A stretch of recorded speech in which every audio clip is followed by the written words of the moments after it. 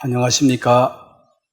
오늘 에스겔서 구약성경 에스겔 37장에 있는 말씀을 읽도록 하겠습니다.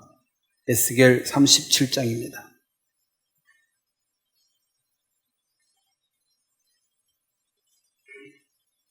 37장 1절 말씀부터 제가 읽겠습니다. 여호와께서 권능으로 내게 임재하시고 그의 영으로 나를 데리고 가서 골짜기 가운데 두셨는데 거기 뼈가 가득하더라. 나를 그 뼈 사방으로 지나가게 하시기로 본즉 그 골짜기 지면에 뼈가 심이 많고 아주 말랐더라. 그가 내게 이르시되 인자야, 이 뼈들이 능히 살 수 있겠느냐 하시기로 내가 대답하되 주 여호와여, 주께서 아시나이다.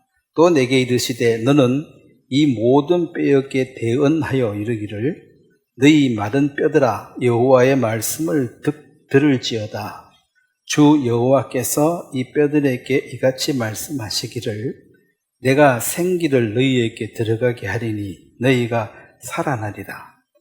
너희 위에 힘줄을 두고 살을 입히고 가죽으로 덮고 너희 속에 생기를 넣으리니 너희가 살아나리라. 또 내가 여호와인 줄을 너희가 알리라 하셨다라 하라. 이에 내가 명령을 따라 대언할 때에 소리가 나고 움직이며 이 뼈 저 뼈가 들어맞아 뼈들이 서로 연결되더라. 내가 또 보니 그 뼈에 힘줄이 생기고 살이 오르며 그 위에 가죽이 덮이나 그 속에 생기는 없더라. 또 내게 이르시되 인자야, 너는 생기를 향하여 대언하라. 생기에게 대언하여 이르기를 주 여호와께서 이같이 말씀하시기를 생기야, 사방에서부터 와서 이 죽음을 당한 자들에게 불어서 살아나게 하라 하셨다 하라. 이에 내가 그 명령대로 대언하였더니 생기가 그들에게 들어가며 그들이 곧 살아나서 일어나 사는데 극히 큰 군대더라. 거기까지 읽겠습니다. 제가 한번 기도하겠습니다. 하나님, 우리 아버지, 예수님께서 십자가에 돌아가시고 우리를 깨끗게 하시며 또 믿음으로 하나님의 자녀가 될 수 있는 이 구원의 길을 열어놓으셨습니다. 아직 이 땅에 많은 사람들은 자기 죄 속에서 자신에게 매여 주님이 우리를 위해서 행하신 일들에 대해서 눈을 뜨고 보지 못하며 또 귀가 닫혀 있어서 듣지 못하고 있습니다.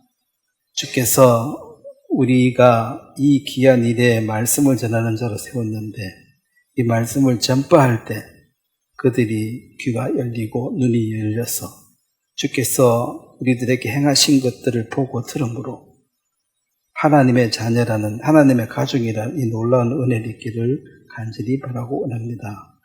오늘 이 땅에 예수 그리스도께서 이 땅에 오신 것에 대해서는 인정을 하지만 마귀가 사람들의 생각을 어둡게 하심으로 다시 오실 주님에 대해서는 기대하지 않고 또 그 주님을 사모하는 자가 지극해졌습니다.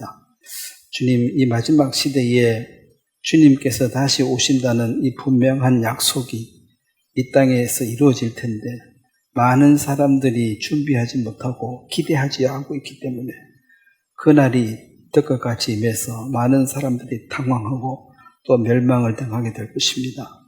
우리들에게 먼저 이 주님을 받아들일 수 있는 은혜를 베푸셨고 또 아직 우리가 이 땅에 살아서 남은 자들에게 이 귀한 복음을 전거할 수 있도록 기회를 주신 것을 감사합니다.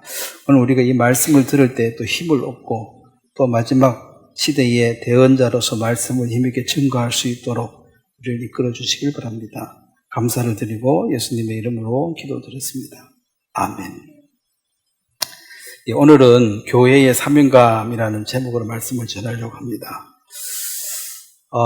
사실 이제 지금 구약 성경을 읽고 있는데, 저도 이제 이 에스겔서를 이제 이번 주에 읽으면서 또 말씀을 준비하면서 보고 읽고 하는데, 이 에스겔 선지자나 예레미야나 거의 동시대의 사람인데 이스라엘이 영적으로 너무나 타락하고 무너져 있기 때문에 이렇게 하면은 벌을 받게 될 것이고 그래도 회개하지 않으면 멸망하게 될 것이다. 그 멸망이 되어졌을 때 이제 바벨론 포로가 되는 것입니다. 그렇게 예언을 하고 말씀을 전했지만은 이스라엘 사람들은 들은 척도 하지 않았고 오히려 이제 핍박했죠. 이제 핍박을 함으로 그 당시에도 하나님의 말씀이 있었고 전하는 자가 있었고 성전이 있었지만 사실은 외형적으로 그렇게 행하고 있었지 그들의 마음 속에 하나님의 영이나 하나님의 마음이 없으므로 사실은 세속화되어 버렸습니다. 그 교회 오늘날도 비슷하지만은 그 천주교 역사를 보면 분명히 이제 베드로라는 그 이름 베드로 말 뜻이 반석이고 사실 교회도 반석인데 베드로는 이제 반석이지만 그것은 들 수 있는 움직일 수 있는 돌입니다. 큰 돌입니다. 큰 돌. 그리고 교회라는 이 반석은 돌은 돌인데 돌산입니다. 이 움직일 수 없는 거예요. 돌로 만들어진 큰 산. 그 돌은 움직이는 게 아니고 늘 그 자리에 있습니다. 그래서 교회라고 말하는 그 반석은 우리말로 하면 큰 돌산이다.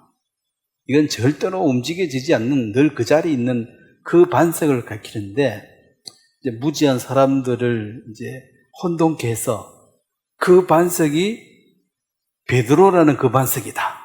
그래서 베드로가 교회의 기초돌이다. 그렇게 해서 교황이 등장하게 됩니다. 근데 주님이 이 땅에 오신 것은 교회를 즉 움직이지 않는 굳건한 반석 그리스도이신데 사람을 그 자리에 세워버렸으니까 이제 교황의 권위가 신의 대리자였습니다. 그는 왕을 지명할 수도 있고 왕을 폐할 수도 있고 모든 권력, 모든 힘은 그에게 집중이 되어버렸습니다. 우리가 잘 알다시피 인간은 그런 절대적인 힘을 갖게 되어졌을 때 그 속사람, 그 속에 숨겨져 있는 그 탐욕이 그 욕망이 들끓고 일어나서 결국은 무너지게 되어 있거든요. 그리고 교황이 내린 판단 중에 사실 구원받은 그리스도인들을 제일 많이 죽인 사람이 교황이에요. 십계명을 파괴시켜버리고 그 천주교 십계명은 다른 거 아시죠? 우상숭배자 빼버렸잖아요. 십계명을 바꿔버렸어요. 파괴했고 결국 그 교황이 마지막에 이제 감옥에 쳐넣어가지고 쳐 죽이게 되는 그 힘을 완전히 제거하게 되는 것은 나폴레옹입니다. 프랑스 혁명이 일어나가지고 그 왕들이나 이 교황, 이 천주교 이 제도가 너무 썩어가지고 이제 민생들이 견딜 수 없고 그 중에 이제 나폴레옹이 잡아다가 감옥에 쳐넣어서 교황을 죽여버렸어요. 그때부터 교황은 무늬만 교황이지 지금 어떤 권력이 없지 않습니까?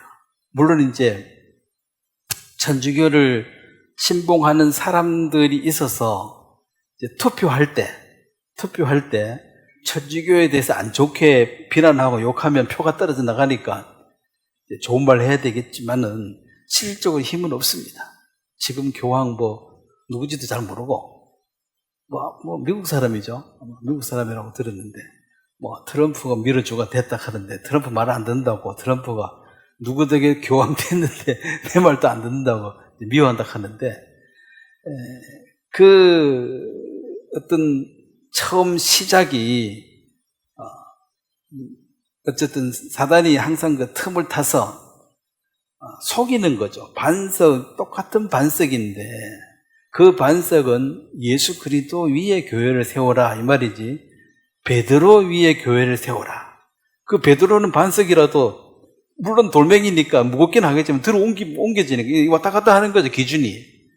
근데 성경이 말하는 그 교회라는 반석은 그냥 산이에요, 돌산. 이건 움직인 반석이 아니에요. 그래서 늘 그 자리, 변함없는 것은 그리스도밖에 없기 때문에 그 예수님이 교회의 주인이 되셔야 되는데 사람이 이제 대장이 되다 보니까 멸망했고, 그럼 지금 거기서 이제 타락을 했기 때문에 개신교 개혁을 하자. 이제 그 구교를 개혁했다. 개혁했는 게 개신교예요.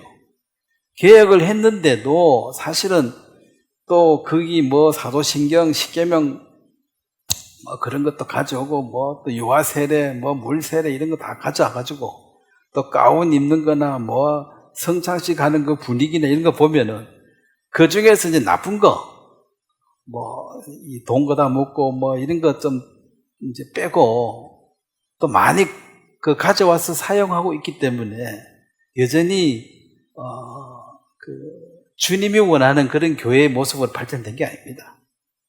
그래서 이 지금 뭐 교회가 커지고 이렇다 하지만은 사실은 교회가 커진다 이것도 좀 애매한 게 교회는 성도들의 모임인데 그냥 건물이 커지겠죠. 건물이 그 성도가 늘어나는 게 이제 성도가 성숙해지는 게 교회의 성장인데 건물이 커지고 사람이 많이 모인다는 그것이 교회의 성장이라고 생각하는데 그건 아니라는 것입니다.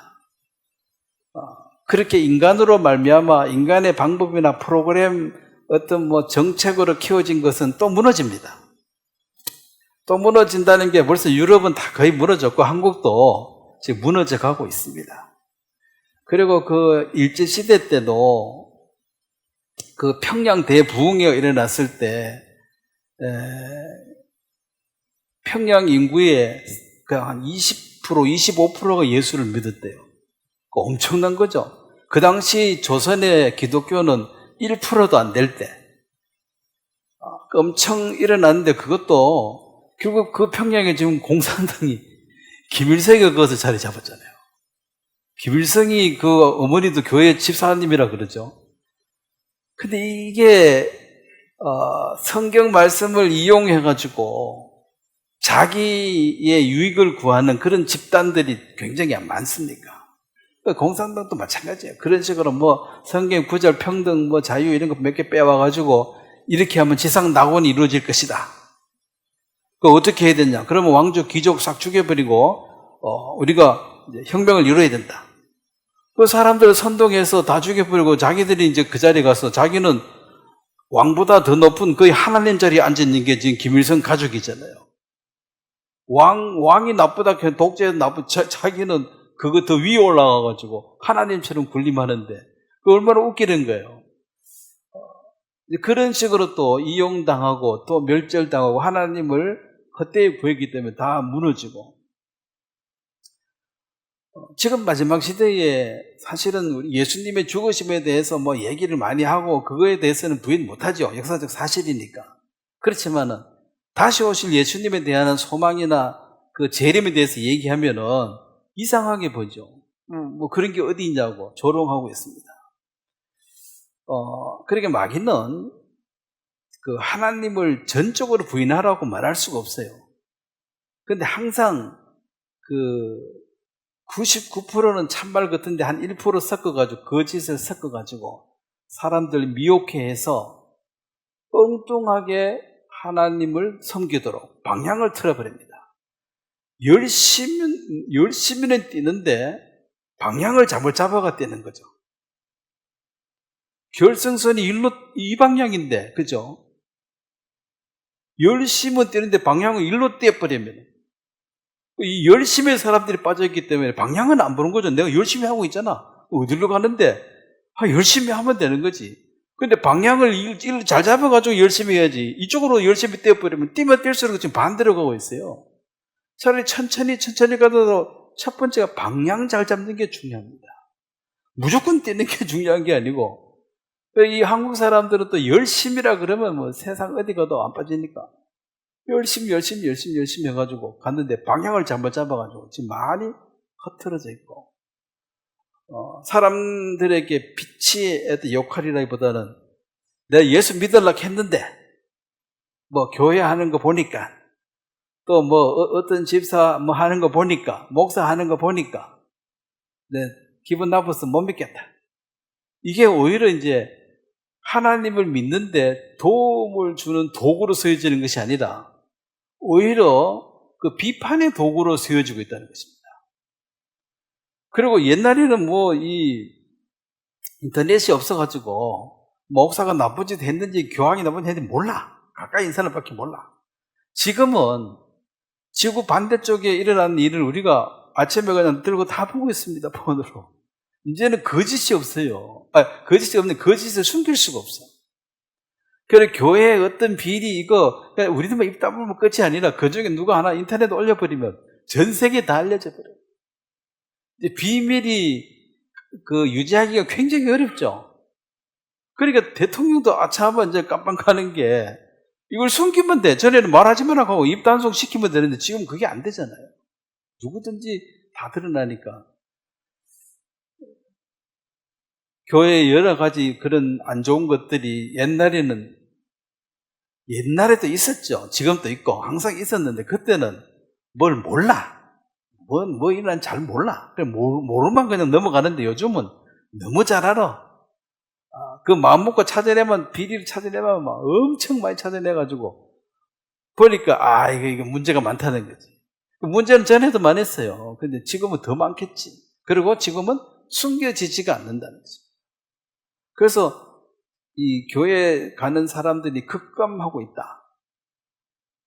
그 젊은 사람들은 공정이고 정의롭고 이게 뭐가 맞아야 되는데 뭐가 이거 공정하지 못하고 뭐가 안 맞으면 내가 떠들고칠 힘이 없으면 너가 그거 안 가는 거죠. 그러니까 중이 절 싫으면 그럼 절에서 떠나면 되는 거예요. 절을 뭐 쇠를 바꿀 수 없으면 내가 그거 못 바꾸니까 힘이 안 되면 그냥 내가 나가는 거야. 너희끼리 잘해보라 하고 나가는 거죠. 그래서 이제 점점 이제 숫자가 들어주고 있다. 그리고 이번에 코로나 사태 때 교회를 안 가면 천벌 받는 줄 알았는데 주일날 안 가고 몇 년 살아보니 천벌을 안 받아. 그래서 교회 안 가는 것이 그렇게 큰 부담이 안 된다. 그게 이제 가난한 성도라고 하더라고요. 그 집안에서 뭐 예배 드리는 사람이 가난한 성도라고 하는데 주일 성수 안 하면 죽는 줄 알았는데 그게 아니더라는 거죠. 안 가도 괜찮더라는 거예요. 경험해보니까. 그리고 집에 안 가면서 여기저기 다른 설교 들어보니까 자기 교회 목사가 뭐 최고도 아니고, 또 뭐 들어보니까 틀린 말도 있고, 그래서 이제, 마음의 그 어떤 열심이 이제 식죠. 요즘 젊은 사람들에게 제사에 대해서, 제사를 지낸다는 데 대해서 열심이 없다는 것이, 우리 할아버지 시대만 해도, 우리 할아버지는 뭐 공부 이런 거 안 하신 분이니까, 뭐, 칠순 때인가 처음 기차 타봤다 하니까 그러니까 이 고향을 안 떠나는 거죠. 계속 집에만 사는 거니까. 성심을 다해서 제사를 지냈다. 조상님 은덕으로 우리가 잘 살고 있기 때문에 조상님께 정성을 들여서 제사를 지내는 것이 맞다. 그리고 그게 마음에 실제로 그렇게 생각이 드니까 성심을 다해서 하는 거예요. 우리는 이제 어릴 때니까 제사 관심은 없고 제사 때 쌀밥 주고 과자를 그때 유일하게 먹을 수가 있어요. 과자를 줘요. 근데 이제 제사 지내고 아침에 가도 주기는 주지만은 조금밖에 없고 안 자고 버티는 애는 그때 많이 먹어. 그래서 막 버티고 있으면 아이고 기특하다. 너도 그래도 안 자고 기다리네 가지만 사실은 과자 먹으려고 기다리지. 성심이 좋아서 기다린 게 아니고. 근데 지금 사람들에게 제사의 그 의미가 없으니까 죽은 조상을 잘 생기면 내가 복을 받겠다 이 생각이 들어야지 이 제사하는데 정성이 들어가는데 죽은 조상한테 절한다고 내가 복을 받겠나? 그러다 헛일이야. 이렇게 이제 스스로 깨달아버렸어. 이게 살아있을 때도 별로 도움이 안 됐는데 죽어가지고 뭔 도움이 되겠노? 이 절해봐야 헛일이야. 그래서 딴 사람 다 하는데 안 할 수 없으니까 대충 하다가 피자 넣고 하고 이래 하다가 이제 그것도 재미없다 이거지. 그래 이제 그 마음이 없어져 버리니까 형식만 남아있지만 이건 결국은 사라질 거죠, 이제. 그냥 뭐 전통 문화, 뭐 시기래가지고 뭐 그 정도는 되겠지만은, 진짜 내가 복받기 위해서는 조상님께 잘해야 돼. 이런 마음은 사라져버렸다는 거죠. 그 마음이 없는 것. 그러면 이제 교회도 그런 어떤 하나님을 향한 마음이 살아 있어야지 그게 내가 우러나오는 마음이고 진심이고 자원하는 만 생기는데 그게 없으니까 그냥 이제 가는 거예요. 일요일날 늘 가던 사람들은 가야 되는 게 옆에 사람도 니 왜 안 가노 뭐라 해. 맨날 가던 사람은 너 왜 요즘 교회 안 가나 하면서 이러니까 가야 될 것 같아. 그래서 그냥 가는 거예요. 그냥 계속. 안 가면 나도 이상한데도 옆에 사람들도 너 왜 안 가냐고 자꾸 이러니까 이상한 거지. 그래 다니지만 실제 마음은 거기서 별게 없습니다. 자, 이스라엘 백성들이 이 망하기 전에 그 징조가 항상 그랬거든요. 하나님은 다 알지만은 하나님도 섬기고 타락은 항상 우상도 겸하여 섬기고 두 마음을 품는 거예요. 이 귀신한테도 뭔가 열심히 해가지고 우상 숭배하면 복을 받을 것 같아. 하나님은 기본으로 깔아놓고 이제 그 우상 숭배, 그게 이제 타락이거든요. 그렇게 하지 말라. 하나님만 섬기라고 아무리 얘기를 해도 이제 그게 안 들어먹혔기 때문에 이 예레미야나 에스겔이 이 얘기를 계속 하고 있습니다. 자, 에스겔 10장을 한번 보면요. 이제 계속 그 하나님이 타락하고 있는 백성들에게 경고를 하고 해도 안 받아들이니까 하나님은 이제는 자, 사랑하는 자에게 징계를 안 할 수가 없죠. 왜냐하면 이게 이제 말로 해가 듣는 사람은 참으로 겸손한 사람이고 말로 교육되면 겸손한 사람이고 말로 교육해서 안 되는 사람을 참교육한다. 참교육. 참교육은 뭐예요? 주 팬다 소리야. 참교육 좀 받아야 되겠네. 더 이상 말로 해서 안 되네. 이거 몽둥이를 한번 맞아야 되겠네. 이게 참교육. 그래 깡패 같은 이런 사람들도 말해가지고는 기다면 듣다네요. 다 비웃고 자기 힘 자랑하고 그러다가 진짜 주인 만나가 제대로 몇 방 맞고 나면 형님 잘못됐습니다. 정신이 돌아오는 거야. 이제 미쳐 날뛰다가도 몇 방 맞으면은 임자 만났다 하죠. 그럼 무릎 딱 꿇고 그때부터 바꿀 수도 있고. 자, 그래서 이제 여기 10장 18절에 보면은 여호와의 영광이 성전 문지방을 떠나서, 자, 성전에 하나님이 계시니까 성전이지, 하나님이 안 계시는 집은 그냥 집이죠. 창고지, 뭐 하나님 성전이 아니지. 하나님이 떠날 수밖에 없었다는 것입니다. 하나님이 떠났다는 것은 이제 곧 심판이 바로 임박했다는 소리죠. 에스겔의 그 말이 더 이상 먹혀지진 않았다.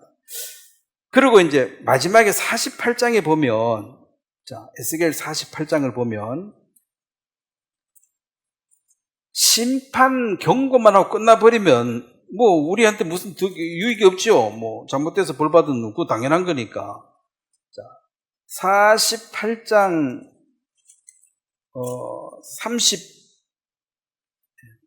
35절이 제일 마지막이죠. 제일 마지막 장을 한번 같이 한번 읽겠습니다. 그 사방의 합계는 18,000척이라. 그날 후로는 이 성읍의 이름을 여호와 삼마라 하리라. 여호와 삼마라는 뜻은 여호와께서 거기 계시다. 이제 다시 성전이 회복됐다. 너희 마음을 성전 삼았다. 우리 마음에 하나님의 영 성령이 계시니까 우리가 성전이라 그러잖아요. 그래서 이것은 교회의 이제 가장 중요한 것이죠. 마음의 영을 모셔드린 성전전다들의 모임이고 그 모임의 교회의 머리는 예수님이다. 이게 이제 핵심 내용인데 이 마지막은 여호와 삼마로 이제 마무리를 하는데 이것은 예수 그리스도가 와서 이룬 그 사역이 여기서 예언을 하고 있습니다. 에스겔도. 그래서 구약의 선지자들도 그러니까 이게 이제 원시 복음이라 그러죠. 신약의 복음은 예수 그리스도가 와가지고 피를 흘리고 실제로 이루어버린 것이고 구약은 그 예수님이 오셔서 죄를 말갛게 씻길 것이다를 계속해서 암시해 주고 있습니다. 그걸 원시복음이다. 즉 복음의 그림자가 구약에도 계속 숨어 있습니다. 예레미야 할 때도 똑같은 얘기를 했잖아요. 새 언약을 계속 얘기했고, 예스겔도 똑같이 하고 있습니다. 자, 그 파멸이 이르기 전에 이제 이 파수꾼의 역할인데, 에스겔 3장을 보겠습니다. 그러면 이 에스겔은 무슨 역할을 받았느냐?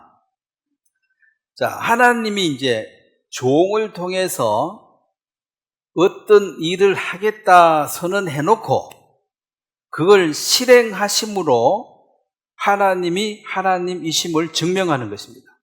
그 아무 말 따라고 막 해버리면 하나님 하신 일인데도 몰라. 이게 하나님이 했는지 잘 몰라. 근데 하나님이 이렇게 하실 것이야. 이렇게 하신다. 선지자를 보내가 계속 얘기를 해놓고 그렇게 이루면서 야, 진짜 맞네. 그러면 그 선지자를 통해 하는 말씀도 이루어졌으니까 하나님 살아계시네. 역시 하나님, 우리 하나님이시네. 이것을 알게 하기 위해서 이제 이 에스겔을 세웠습니다. 세웠다는 것이 3장 17절입니다. 세웠다. 그럼 뭘로 세웠느냐? 3장 17절.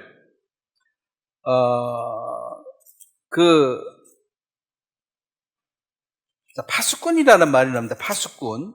3장 17절에 인자야, 내가 너를 이스라엘 족속의 파수꾼으로 세웠으니 너는 내 입의 말을 듣고 나를 대신하여 그들을 깨우치라. 자, 선지자는 자기 생각을 막 전하면 안 됩니다. 하나님이 무슨 말씀을 하셨는가를 일단 듣고 그걸 1.1획 더하거나 빼거나 하지 말고 그대로 전해야 돼요. 근데 들은 것이 없이 막 전하면 이게 거짓 선지자다. 이 사기꾼이죠. 듣지도 않았는데 자기 생각을 막 얘기해버리는 거야. 자기 생각을.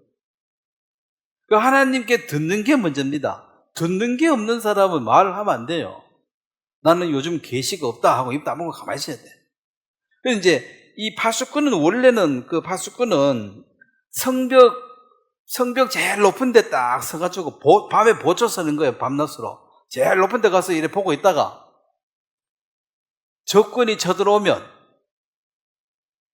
그 낮이고 밤이고 무조건 나팔 불어가지고 깨워서 그 적이 쳐들어오기 전에 대비를 하게 해야 되는 거죠.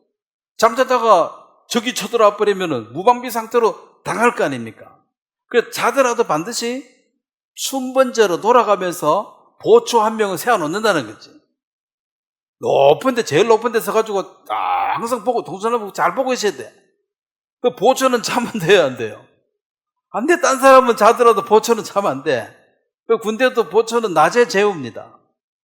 니 낮에 자고 밤에 자지 말고. 근데 밤에 자면은 이놈 낮에도 자고 밤에 자고 그러니까 이제 벌 받는 거라. 너는 이만 낮에 잤는데 밤에 또 왜 잤냐? 왜냐면 그 한 사람 믿고 전부 자는데 일 생기면 빨리 깨워라. 이게 목적이죠. 그게 파수꾼입니다. 그러니까 파수꾼은 첫째 잘 봐야 돼요. 잘 보고 뭘 보고 정확하게 그걸 전해야 됩니다. 한 명 오는데 막 수백 명 온다 이렇게 거짓말 해도 안 되고 보고 한 명이 오면 한 명이 온다, 두 명이 오면 두 명이 온다, 아니면은 많아서 몬시아를 만큼 많이 온다, 이걸 정확하게 전해야 돼. 그리고 가능하면 더 상세히 어떤 옷을 입었고 뭐 말을 탔는지 안 탔는지 이걸 정확하게 전해서 듣는 자가 잘할 수 있도록. 그 뭐 졸고 뭐 대충 봐가지고 나온 대로 막 얘기하면 안 된다는 것입니다. 그래서 파수꾼을 이제 세웠는데 이 파수꾼의 역할은 보고 전해라. 그러면 그거 읽어보면 얘기했지만은, 자 18절 보면 가령 내가 악인에게 말하기를 너는 꼭 죽으리라. 자, 죄의 삭은 사망이니까 너는 죽으면 지옥이야. 그 사람이 죄가 다 있지 뭐 죄가 없을 수가 있나? 그건 네 사정이고, 어쨌든 하나님의 심판은 죄가 허리만큼만 있어도 천국은 못 가. 천국은 죄가 하나도 없어야 가. 이거 이제 전하라는 거죠. 그러면 너는 없나고 뭐 반문하겠죠? 신경질 나니까. 나는 없다. 그러면 이제 놀라겠지. 야, 어떻게 사람이 죄가 없냐. 어? 거기서 이제 오해가 또 생기잖아, 오해가. 자기 믿고 싶은 대로 믿으니까. 근데 어쨌든 오해가 생기든 말든 뭐, 그래서 가능하면 너는 죄가 없냐? 그럼 물을 때 답을 했을 때 좀 지혜롭게 할 필요, 이 답을 해서 이 사람에게 유익되면 하고, 유익 안 되면은 안 하는 게 좋습니다. 왜냐하면 시작도 하기 전에 오해 생겨가지고 저 인간하고는 말도 섞기 싫다 이런 문제가 생기면 안 되니까 질문은 나중에 하고 일단 너 내 말을 한번 들어라. 그러고 내가 나중에 설명해 줄게. 뭐 이런 식으로 해서 어쨌든 다툼, 뭐 쓸데없는 이 분쟁은 피하시는 게 좋습니다. 할 때 너가 깨우치지 아니하거나 말로 악인에게 일러서 그의 악한 길을 떠나 생명을 구원하게 하지 아니하면 그 악인은 그의 죄악 중에서 죽으려니와 내가 그 핏값을 내 손에서 젖을 것이요. 그래서 이제 어차피 이 사람은 지옥 간다. 네가 말해도 안 들으니까 지옥 가고 안 해도 뭐 그대로 지옥 가고 어차피 망하는데 네가 이제 안 해버리면은 지옥에 간 이 사람은 뭐 지옥 가는 거는 맞고, 그럼 너는 왜 그걸 저기 오는데 보고 왜 아무 말도 안 해가지고 사람들 다 죽게 했냐? 너 보초 너 말이야 낮에 자고 밤에 잘 보라 했는데 왜 너는 밤에도 자고 낮에도 자고 멍청하게 해가지고 그걸 못 봤냐? 이거 그게 책망이 깨어른 자 책망이 온다는 것입니다. 그럼 보초가 쓰다가 내려와가지고 저기 온다 얘기하고 거짓말 하지 마 해도 아니 진짜야 하고 막 얘기했는데도 계속 더 작아쓰고 만약에 자기가 침략을 당해서 할 말은 없는 게 내가 말했잖아 저번에. 근데 말 안 해버리면 이제 보초 언더미야 하고 불렀다가 이제 혼낼 거 아닙니까? 혼내기가 죽이지 그냥. 왜 자기 한 사람 때는 많은 사람을 죽었으니까 생명을 답해야 되죠. 그래서 이제 우리에게 네가 전해서 구원시킬 능력이 없는 건 안다. 뭐 얘기해도 지옥, 안 해도 지옥 갈 건데 이 사람. 그래도 너가 받는 거 말은 해야 되지 않느냐는 거죠. 그럼 말을 하는 그것이 파수꾼이고 그게 너의 역할이다. 그래서 에스겔이 이제 괴로운 거죠. 이제 본 걸 자꾸 얘기하면 듣는 사람이 좋아합니까? 싫어합니까? 싫지. 자꾸 지옥 간다 하는데 누가 좋아하겠습니까? 그래도 너는 계속 얘기를 해야 된다. 그것이 이제 파수꾼의 역할입니다.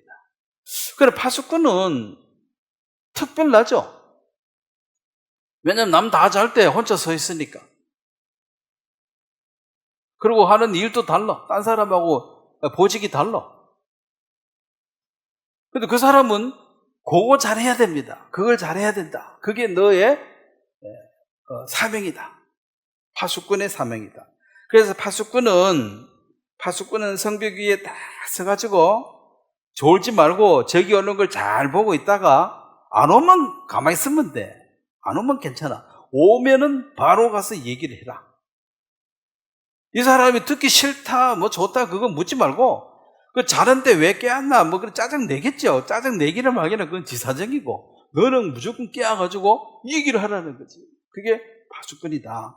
그러면은, 죄인은 반드시 심판받아서, 너는 지옥에 간다. 아니, 내가 하는 말이 아니고, 죄를 가지고는 거룩한 천국에 들어갈 수 없다. 이게 하나님의 기준이다. 한번 생각해봐라. 그 거룩한 하늘나라에 죄인이 그거 들어갈 수 있겠나 없겠나? 못 가지. 그 본인 대충 알아요. 사람들도 죄 가지고 천국 못 간다는 거.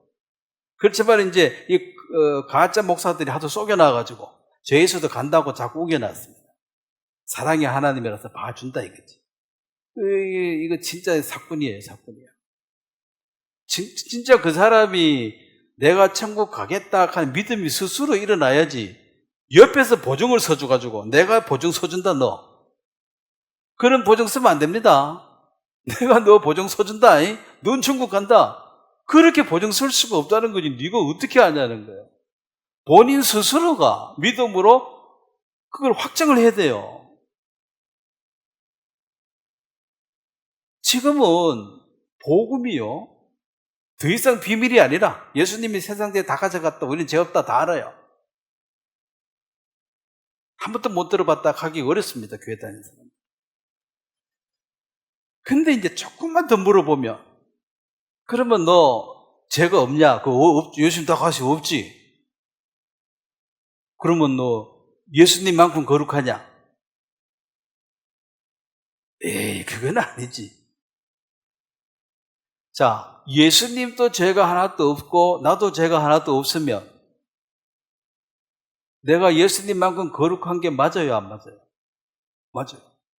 죄 가져갔다 한 건 듣는데 그 이론이니까 너 하나님만큼 거룩해? 아니? 이게 이론적인 구원이야. 그럼 너 죄가 좀 있어? 좀 있는 것 같아. 그러면 다 가져갔다는 건 거짓말이잖아. 그걸 왜 거룩하다고 말을 못해? 자신이 없어. 자신이 없으면, 솔직한 건 좋아. 그러니까 이론적으로 예수님이 죄를 다 가져갔으니까 내가 죄가 하나도 없는 게 거룩이거든요. 그럼 예수님도 하나도 없고 나도 하나도 없고 하나님도 하나도 없으면은 이게 이제 가족이라, 거룩한 가족이라. 그럼 하나님만큼, 예수님만큼 거룩하냐라고 물었을 때 그 신분적으로 하나님의 가족이 되느냐를 묻는 거죠. 물론 성숙도는 차이가 날 것입니다. 어린아이도 있고 어른도 있고 성숙한 자도 있으니까 아직 어린아이를 할지라도 씨는 너는 거룩한 씨를 가졌다. 그래서 하도 이제 이 가짜 복음을 많이 해놔가지고 거룩하다 소리를 하는 사람이 또 있더라고. 이제 죄 없다 한 사람도 있고. 제가 그냥 또 묻죠. 그럼 너 하나님만큼 거룩했냐고. 그거는 좀 곤란하다. 그럼 죄가 조금은 있나 보네. 그게 안 되는 거 대답을 못한 거 보니까. 사람이니까 조금은 있지. 이게, 그러니까 뭐가 앞뒤가 안 맞는 소리를 한다는 것입니다. 여러분, 우리가 행위로 받은 것이 아니고 은혜로 받았기 때문에 주님이 배로 받으셔가지고 주님이 10계명, 모든 계명을 다 지키심으로 의를 하나 얻었고, 또 죄가 없는데 삭슬 죽어서 내가 생명을 내놔서 또 하나 삭슬 얻었잖아요. 그 죄가 없으면 죽을 필요가 없는데 죄의 삭슬이 없으니까. 그러면은 이 두 개 티켓을 주님을 가지고 하나를 우리한테 주는 거죠. 대신 죽은 거, 이건 네 가져라. 나는 돈 한 푼 안 내고 그냥 그 천국 티켓을 내가 받은 거야. 그걸 선물이라 그래요. 그러면은 주님이 준 이 티켓이, 이 거룩한 티켓이 주님 거하고 차이가 있느냐? 차이가 없습니다. 그러니까 이 복음은 그냥 인간의 노력의 어떤 결과로 받은 것 같으면 우리가 어떻게 감히 하나님, 예수님만큼 거룩하다 그 말을 의아할 수 있겠습니까? 내 노력으로. 항상 부족하지. 근데 하나님이 만들어준 의를 내가 선물로 받아버렸기 때문에 그 선물 준 이가 그 하찮은 걸 준 게 아니고 온전한 의를 우리에게 주었습니다. 그래서 나는 의롭다. 그걸 죄가 한 개도 없으니까 천국에 가는 거지. 뭐가 끄름직하면 못 가는 거지. 아직 믿음을 갖지 못했다는 것입니다. 믿음의 반대는 불신하는 것이 아닙니다. 믿음의 원수, 즉 반대는 뭐예요? 의심하는 것입니다. 의심하는 거예요. 진짜 그럴까? 혹시 아니면 어떡하지? 의심하는 거예요. 그 의심을 딱 종집을 찍는 것이 믿음이라고 합니다. 의심이 사라져 버리는 거예요. 그래서 의심을 사라지게 하려고 하면은 내가 직접 주님의 음성을 들어야 돼. 이 말씀이 내 마음에 그대로 전달되어져서 의심을 더 이상 할 수가 없어야지만이 이제 의심이 일어날 때마다 말씀을 확인하는 거죠. 맞나 안 맞나? 제대로 어떻게 돼가지고 죄가 없어졌는지 정확하게 보고 확실하네. 의심이 일어난 건 그건 내 사정이고 이거 계약서 보니까 확실하네. 큰 집을 선물로 받았어. 누가 사줬어. 안 믿어져? 꿈 같아. 그러면 뭐 봐야 됩니까? 집, 등기라 그러나 그걸 봐야지. 그거 보면은 소유지 이전 매달 며칠 해가 도장 탁 찍어놨잖아. 내 이름으로. 이거 보관해야지. 이거 안 믿어져. 그 다음날 일 나보니 또 안 믿어져. 너무 집이 크고 좋아가지고. 그러면은 또 등기부 또 보고 확인해야지. 내 이름 적혀있네. 내 이름 적혀있네. 안 믿어질 때마다 펴서 보는 거죠. 언젠가 이제 살다 보면 믿어지겠지. 너무 큰 걸 받아가지고, 너무 큰 집을 받아가지고, 내 형편에 이게 안 믿어지니까, 안 믿어진 것도 이해가 가. 상황을 보면. 그래서 분명한 말씀으로 확정을 딱 해버리면, 내 계약서를 확인하고, 등기부 등본을 확인하고, 그러면 딴 사람들 와가지고, 이게 네 같은 게 어떻게 이런 집을 샀어? 이게 거짓말이야, 걔도. 그래 생각하든지 말든지 나는 이제 확정을 갖게 되어졌다. 그래서 의심이 딱 사라지는 것을 믿음이라고 합니다. 그러면 지금 하도 많은 사람들이 예수님 세상죄를 다 가져가니까 사람들이 그럼 나도 죄가 없겠네. 근데 다 의심을 해야 하네요. 그러니까 믿음이 아니지. 그 의심이 자꾸 흔들려. 너 진짜 그렇게 해? 가끔 물으면 그 놀라가지고 하나님은 그렇게 아닙니다. 그런 흔들린다는 거죠. 그 약속의 말씀이라는 것이 그런 영수증처럼 등기부 등본처럼 확정을 짓는 것이 이 말씀입니다.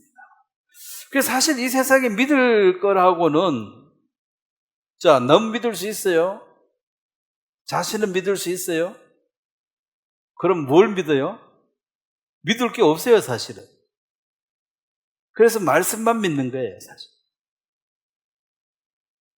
왜 성경 믿나, 그러면? 뭐라고 해야 됩니까? 그럼 뭐 믿을까? 너 믿을까? 너도 거짓말쟁이처럼 보이는데? 성경 믿지 말고 나 믿어. 너 교주할래?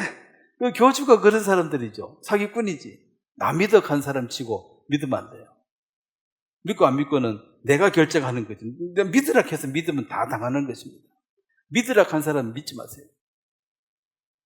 그래서 믿을 만한 것이 이 세상에 없습니다. 그래서 사람들이 방황하는 거예요. 믿을 게 없어. 이 성경을 믿는 사람들은 그래서 마음에 세상이 주는 평안이 아닙니다. 세상은 이제 안심이다. 누가 하던데 그 사람이 나 뒤 봐준다 그랬어. 좋아. 근데 가만히 생각해 불안하다. 그 사람이 언제 마음 바뀔지 모르죠. 근데 하나님이 내 모든 것을 책임져 주신대. 그 믿음이 그 평안을 주고, 이 평안은 깨어지지 않는 평안이라고 했습니다.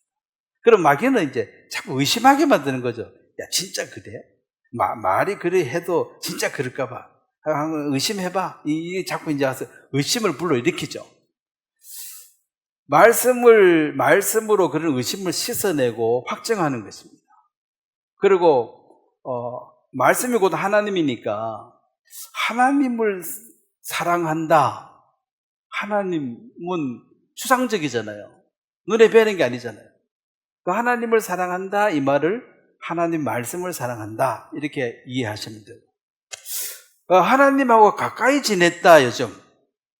그 하나님하고 가까이 지내면 어떻게 하면 가까이 지냅니까? 높은 산에 막 올라가면 하나님 가까워져요?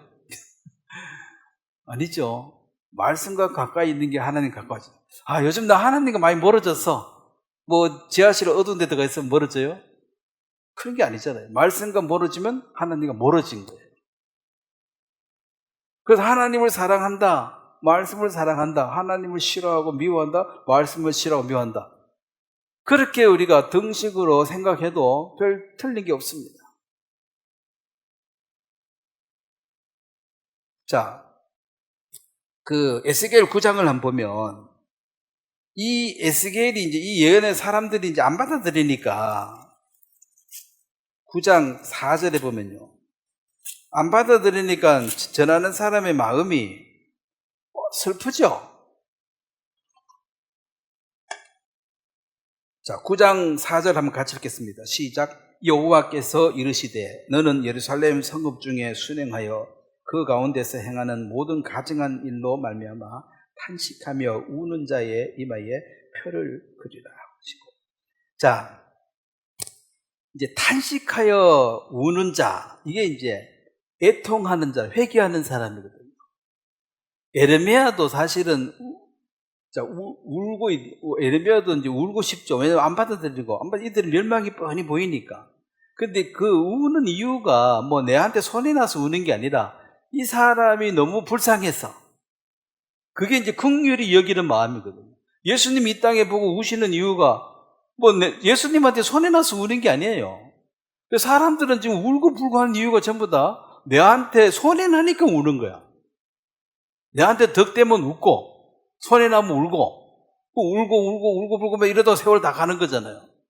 나중에 보면은 공평합니다. 죽을 때 아무것도 못 가져가니까 공평하긴 공평한데, 이 탄식은 그 영혼이 불쌍히 여기는 그 탄식을 가진 자. 그러니까 전도라는 것이요. 아니, 전도 뭐 그거 하면 되지 싶지만 하면 요거도 먹으니까 안 하고 싶은 거지. 근데 저 사람이 지옥에 간다고 생각했을 때 내 마음이 불타는 것 같고 고통스럽고 아프고 힘들면 긍휼이란 게 그 창자가 뭐 꼬이는 것 뭐 끊어질 것 같은 고통이라 그랬잖아요. 이 사람이 지옥 갈 때 내 마음의 고통이 그 창자가 끊어질 것만큼 고통스럽고 아프면 그게 긍휼이잖아요. 그러면은 전하게 된다는 것입니다. 근데 뭐 별로 안 아파. 오히려 뭐 이 사람은 내 맨날 욕하고 무시했는데 뭐 그냥 갔으면 좋겠어. 그러면 내가 욕 얻어먹어가면서 돈 들이고 시간 들여가면서 찾아가가지고 그렇게 할 이유가 없는 거죠. 그래서 모든 사람들에게 우리가 다 뭐 찾아가 할 수는 없지만 정말 그 심령이 하나님을 향해서 탄식하는 자 있다면 내가 그 심령을 보면 이 사람은 가까이 왔는데 참 안타깝다. 가까이 오나 뭐 멀리 있으나 결국 구원 못 받으면 지옥 간 건 똑같거든요. 비밀번호 요즘 그 현관문 저도 번호로 열지요. 그거 번호 다 모르나 하나 모르나 뭐 문 못 여는 건 똑같잖아. 나는 뭐 거의 다 아는데 거의 다 알면 뭐해? 다 알아야지 문이 열리는 거예요. 뭐 한 개 모르면 다 모르는 거는 똑같아. 그 계명도 그렇습니다. 내가 거의 지켰는데 하나만 못 지켰는데 그 하나 못 지키면 문이 안 열리는 거예요. 그래서 그 안타까워하는 그 마음의 표현으로 내가 그 자원해서 그걸 전하게 되는데 이 사람의 고통이 내게 와닿지 않으면 내두는 거지 뭐. 그리고 관심 없는 사람에 대해서 얘기할 수가 없는 게 뭐 우리가 소기의 결기라고 오로지 이 땅에 별 관심이 없는데 하늘나라에 관심이 1도 없는 사람에게 얘기해봐야 사실은 안 듣습니다. 자, 그런 것이 참 불쌍해서 그래서 불쌍하니까 이 불쌍한 사람을 봤을 때 우리 주위에 이제 내가 딴 사람은 몰라도 이 사람 지옥 가는 건 내가 도저히 마음이 아파서 안 되겠네. 그런 사람한테는 우리가 전할 수밖에 없어요. 내가 고통스러워. 근데 이제 예수님은 우리는 골라가면서 그런데 예수님 모든 사람을 볼 때 마음이 아픈 거야. 모든 사람을 보실 때. 그래서 마음이 이제 아프니까 그들의 모든 것을 감당하는 그 일을 자진해서 하신 거죠.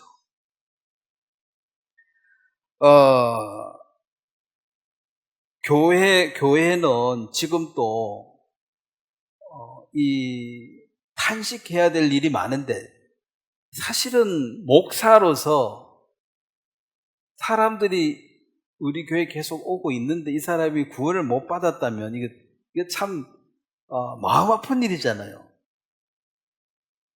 그러면 어떻게 하든 간에 구원 받을 수 있도록 그 사람을 이제 인도하고 물론 뭐 다 해도 안 들을 수는 있겠지만 그 안타까운 마음이 우리 모두에게 있기 때문에 이제 그 교회 멤버 중에서 구원이 못 받았다든지 뭐 애매한 사람은 특별히 또 관심이 가지죠.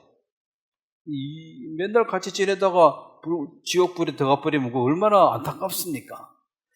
그래서 이제 그런 사람에게 더 관심을 갖는 그것이 실질적으로 교회 성장인데, 지금 한국 교회는 관심은 돈 많고 힘 있는 사람한테 관심이 많이 가요. 그 사람 눈치 보고 그 사람들 많이 그게 성장이라고 생각해.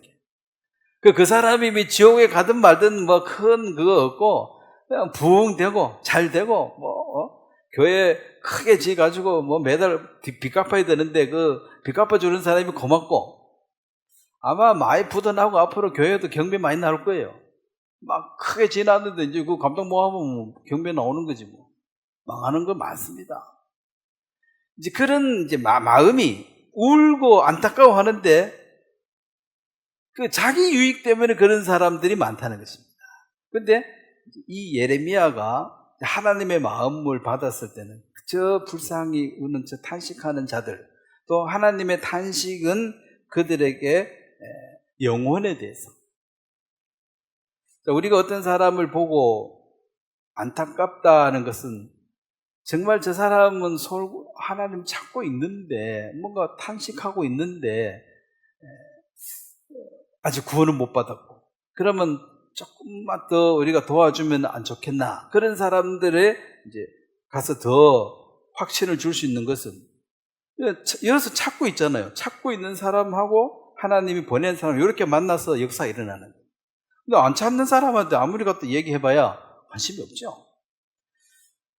저는 이제 그 생각, 만약에 신라시대 때 예수님이 하나님의 아들이고 그 예수님이 진짜 왕이시고 그렇게 막 전하면 그 신라시대 사람들이 그 말 들으면 아이고 그렇습니까 하고 회개하겠습니까? 당장 잡아 죽이죠. 이 왕이 있는데 니 뭔 소리 하냐고. 그 조선시대에도 그 천주교가 처음 들어왔을 때 많이 죽임 당했는 이유가, 질문을 너 진짜 왕이 누구냐 하는, 자꾸 예수라 그러는 거죠. 그 고종 황제가 있는데 네 왕이 진짜 왕이 누구냐 하니까 예수라 하니까 죽이는 거죠. 그 왕권 나라에서는 예수님이 완전히 실험받습니다. 일본 천황은요, 하나님, 신의 아들이라 해요. 천왕. 그래가지고, 예수가 진짜 왕이다 해버리니까, 이제 하나님의 진짜 아들인 예수다 하니까, 원래 천왕이 하나님 아들인데, 예수가 진짜 아들이라 해버리니까 이게 안 맞잖아요. 그래서 막 다 잡아 죽였어요. 다 쫓아내고. 왜냐면 그것은, 물론 일본 신도 나중에 메가드 장군 그때 이제 항복할 때 48년인가 무슨 조인식 할 때 말 타고 칼 차고 이렇게 탁 와가지고 이제 그 칼하고 다 버리고 양복 입고 중절 딱 쓰고 나는 신이 아니다, 나도 사람이다 하고 선언했습니다. 뒤지게 맞으니까 이제 신자리에서 내려왔어. 근데 얼마나 웃겨요. 원래 신이 아닌 게 지가 나는 신이 아니고 사람이다고. 그래서 이제 일본 사람들이 통곡을 하고 이제 야 신인 줄 알고 막 가미가제 특공대가 신을 위해서 목숨 바치고 막 했는데 신이 아니라 하니까 너도 사람이다 하니까 그때 이제 그 자리가 싹 날아간 거예요. 원자탄 한 방 맞고 이제 신자리를 내놓은 거지. 그리고 보통 사람으로 이제 법을 만들었죠. 민주주의로. 왕이 있는 게 아니고 민주주의를 해야 된다. 이제 법을 만들었는데, 그러니까 천황이 힘을 쓸 때는 예수가 왕이라 한 사람들은 죽일 수밖에 없어요. 그런 이제 싸움이거든. 자, 에스겔 36장을 한번 보겠습니다. 계속해서 이제 에스겔에게 하나님이 말씀하시는 게 36장 이제 약속을 하십니다. 자, 24절에 보면 내가 너희를 여러 나라 가운데서 인도하여 내고 여러 민족 가운데서 모아 데리고 고국 땅으로 들어가서 맑은 물을 너희에게 뿌려서 너희로 정결하게 하되 곧 너희 모든 더러운 것에서와 모든 우상 숭배에서 너를 정결하게 할 것이며. 자, 26절 27절은 같이 한번 읽도록 하겠습니다. 시작. 또 새 영을 너희 속에 두고 새 마음을 너희에게 주되 너희 육신에서 굳은 마음을 제하고 부드러운 마음을 줄 것이며 또 내 신을 너희 속에 두어 너희로 내 율례를 행하게 하리니 너희가 내 율례를 지킬지니라. 28절도 같이 읽겠습니다. 시작. 내가 너희 조상들에게 준 땅에서 너희가 거주하면서 내 백성이 되고 나는 너희의 하나님이 되리라. 이게 여호와 삼마. 즉 너희들은 엉망으로 살아가지고 포로 생활로 끌려가고 온 세상에 흩어져 사는데 내가 때가 되면 다 모아가지고 맑은 물로 너희에게 뿌려 너희로 정결하게 하고, 이 이제 물을 말씀과 물로 정결케 하되 예수님의 말씀으로 너희를 깨끗게 하고 정결케 하게 해서 모든 더러운 것에서 우상숭배 정결케 하리라. 너희를 거룩하게 해주겠다.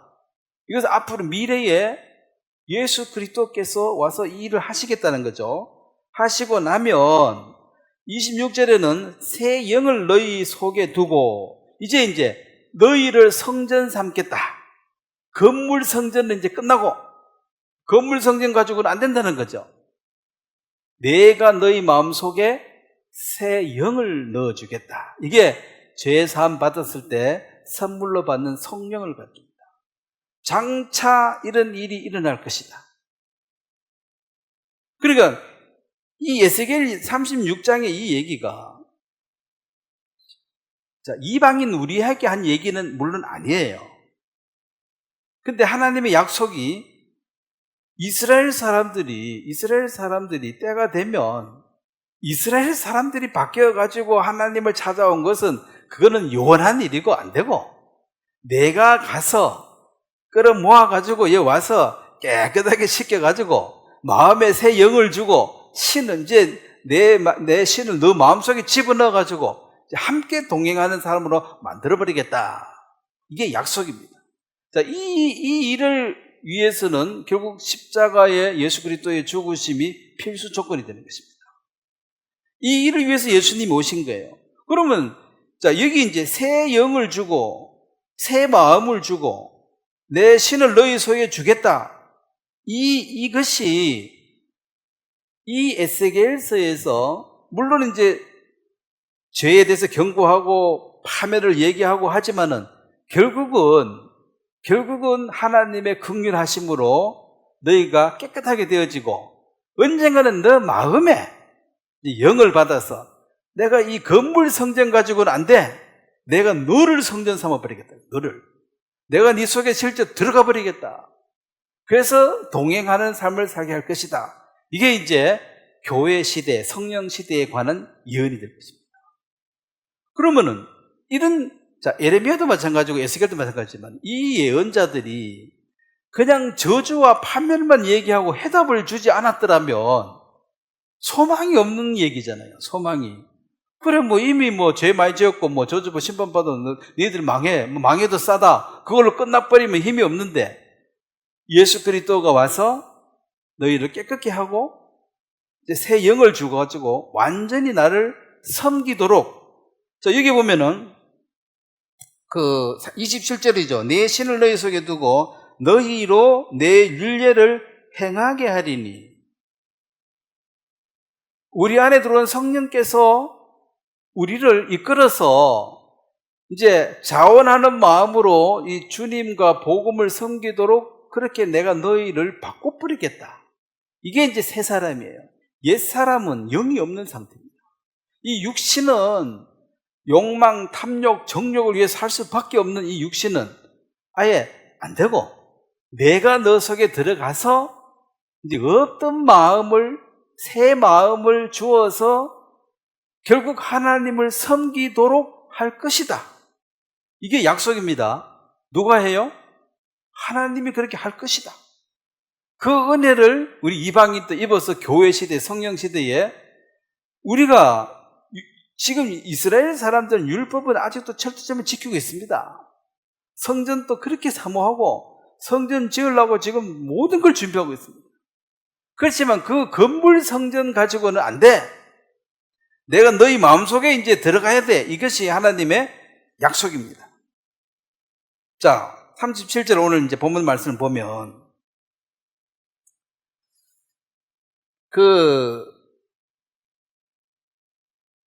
요한복음 3장에 이제 예수님이 사람이 거듭나야 된다. 사람이 물과 성령으로 나지 아니하면 하나님 나라를 들어갈 수가 없다. 거듭나지 않으면 하나님을 볼 수도 없고 물과 성령으로 거듭나지 않으면 하나님을 들어갈 수가 없다. 이게 이제 물과 성령인데, 뭐 성령은 성령이 알고 물은 뭘 의미하느냐? 예, 에베소 5장 26절 보면 물로 씻어 말씀으로 깨끗하게 하사. 물과 말씀을 동일체했습니다. 보여지는 더러운 것을 씻어주는 것은 물이죠.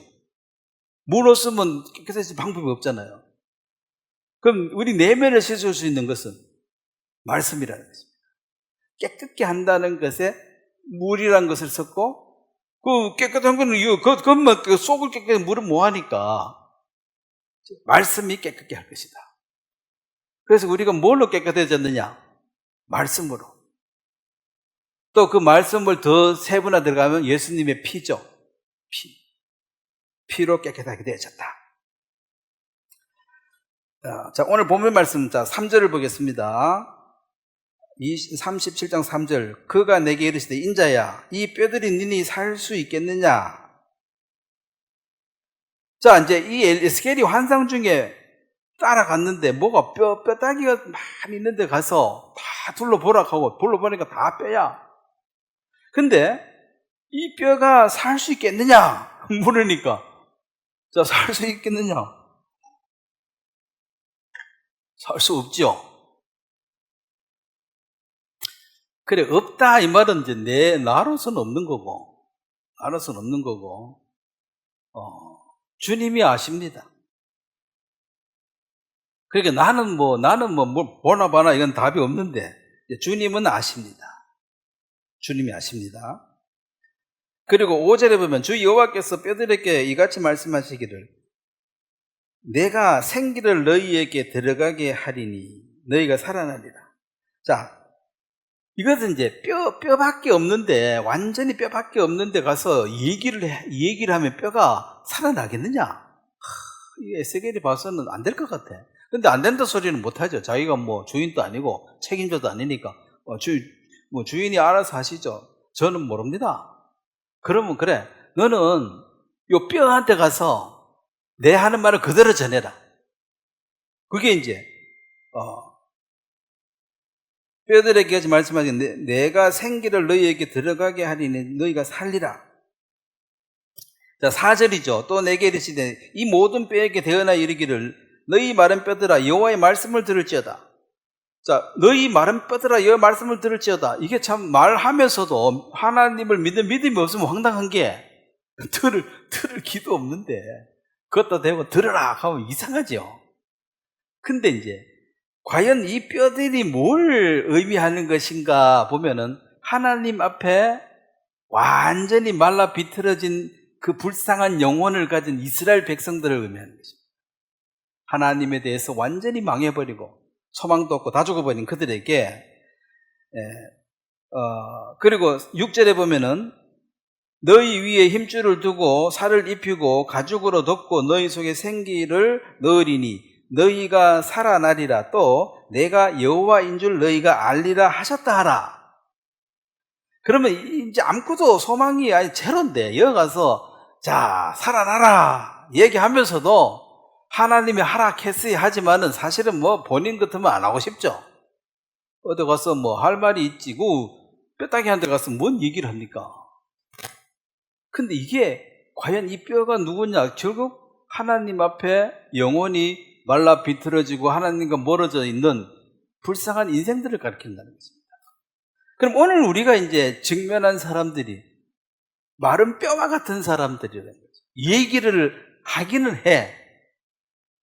근데 상황을 보면 살아날 것 같지가 않아. 근데 만약에 한 명이라도 살아나면 하나님이 살아 계시는구나. 여호와인 줄 알리라.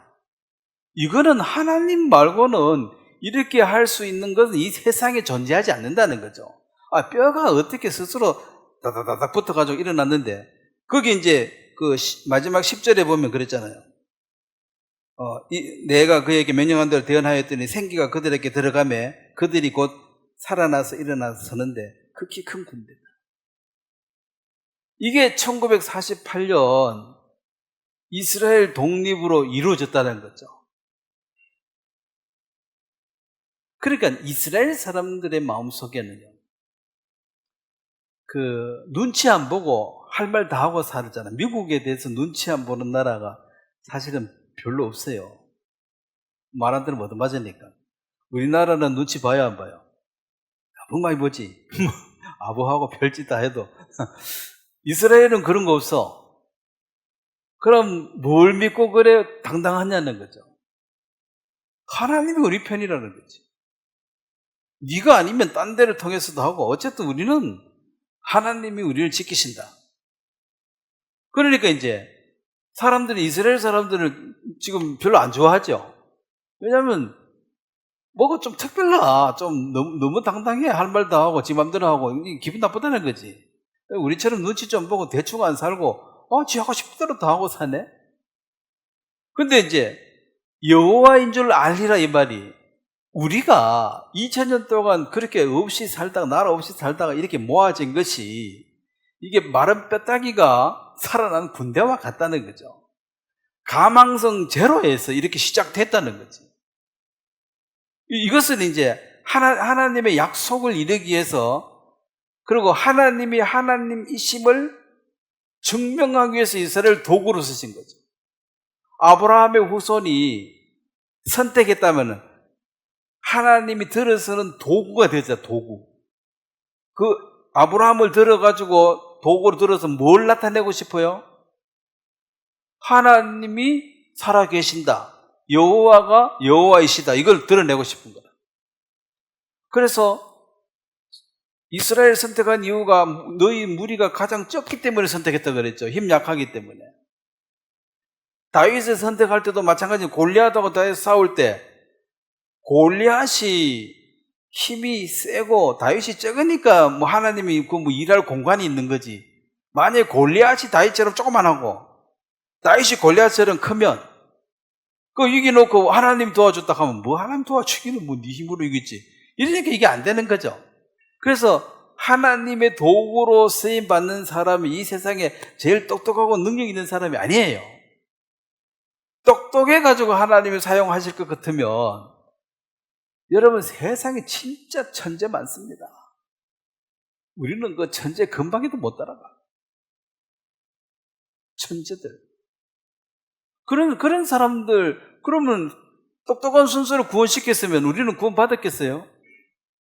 우리 가니까 다 기분 나쁠 수도 있는데 저는 못 받았지. 그 사람들 IQ 측정이 안 되는 사람들이 많아요. IQ 300, 500 이렇게 하는데 우리는 100, 100이 되니 안 되니 그거 지금 심각한데 이 사람들은 300, 500, 그리고 그 테스트도 안 된대. 그래, 똑똑한 사람을 쓰고 그런 게 아니고 하나님은 하나님의 능력이 극대화될 수 있는 그 도구. 그래서 이스라엘이 스스로 강해져가지고 강력한 나라를 세웠더라면 할 말이 있냐는 거지. 원래 강하니까 강하는 건 당연한 거고. 근데 완전히 밑보여가지고 세상에 그냥 찌꺼기처럼 살다가 모아졌다는 것입니다. 그래서 이걸 안 믿는 사람이 봐도 이거 기적이네. 왜 이스라엘 독립 선언하는 날 바로 아랍 전쟁 바로 선포됐거든요. 오전에 하고 저녁에 바로 전쟁이 일어났어요. 그걸 망해야 되는데 지금까지 싸우고 있는데 망할 징조가 안 보이죠. 그리고 이스라엘은 핵무기 갖고 있다 없다 말도 안 해요. 보통은요, 핵무기 있나 없나 하면 있다 없다 말을 해야 돼. 이스라엘은 no comment. 내가 뭘로 답하나 이거지. 답을 왜 해야 돼? 네가 뭔데? 답도 안 해요. 묻지 마라 이거지. 그래서 no comment인데 있다고 생각하죠. 만약에 힘이 없었으면 그 아랍 사람들이 가만히 놔두겠어요? 근데 이제 어느 정도 성질 거스린 거는 봐주지만은 만약에 공격을 심하게 한다, 이스라엘에 대해서, 그러면 이스라엘은 그 주위 나라 가만히 놔두겠어요? 아니면 날려버리겠어요? 자기들도 알아. 적당히 건드려가지고 이렇게 살아야지, 너무 심하게 건드리면 맞아 죽는다는 걸 알기 때문에 조심하죠. 근데 그걸 모든 사람, 이스라엘만 그거 싹 빼내버리면 중동에 평화가 오는데, 그 괜히 마지막에 나라 만들어가지고 온 세상이 시끄럽고, 자꾸 기름값 올라가고 이스라엘 미워 죽겠다고. 이스라엘 때문에 기름값 올라가가지고 살기 힘들다는 거지. 이스라엘 밉다는 거예요. 트럼프도 더 밉고. 근데 이제, 그게 하나님이 지금 마지막 퍼즐로 맞춰놨기 때문에, 이제는 진짜 마지막에 카운트다운은 이스라엘의 독립선언이었어요. 그것이 이 뼈들이고, 이게 살아날 가능성이 있느냐? 없지. 근데 살아나 버렸으니까. 큰 군대가 돼 있다는 것이죠. 이것은 바로, 자, 거기 이제, 12절, 37장 12절을 보면, 그러므로 너는 대언하여 그들에게 말하기를 주 여호와께서 이같이 말씀하시기를 내 백성들아 내가 너희 무덤을 열고 너희로 거기에서 나오게 하고 이스라엘 땅으로 들어가게 하리라. 딱 나오죠. 그 무덤처럼 완전히 망해버리고 완전히 절망 상태에 이스라엘 나라를 세운다. 꿈도 못 꿀 시절에 그 무덤 같은 상황이었지만 내가 너희 무덤을 열고 너희로 거기에서 나오게 한즉 너희는 내가 여호와인 줄 알리라. 야, 이거는 상황적으로 보면은 말은 뺀데 우리가 큰 군대가 됐네? 이거 누가 했어? 이건 누구가 할 수가 없는 노릇이라는 거지. 이건 하나님만 할 수 있는 일이다. 그래서 이스라엘 사람들은 하나님이 우리 편이다 하는 확신을 얻게 된다는 거지. 그러면 이제 든든한 거지. 하나님이 우리 편이니까 든든한 거 아니에요. 자, 43장을 한번 보겠습니다. 에스겔 43장.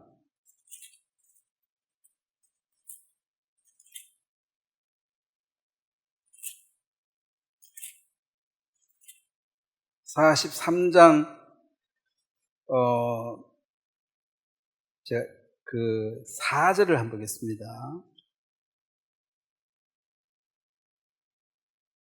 여호와의 영광이 동문을 통하여 성전으로 들어가고 영이 나를 데리고 안뜰에 들어가시기로 내가 보니 여호와의 영광이 성전에 가득하더라. 자, 그럼 아까 에스겔 10장에 여호와가 떠나서 그들을 떠났고 이제 이 43장이 되면 영광이 다시 돌아왔다. 자, 하나님 없이 흩어져 사던 그 이스라엘 백성들을 모으는 것처럼 하나님은 결국은 하나님의 능력으로 이 모든 일을 이루시고, 자, 이렇게 할 수 있는 것은 나 여호와밖에 없다는 것이죠.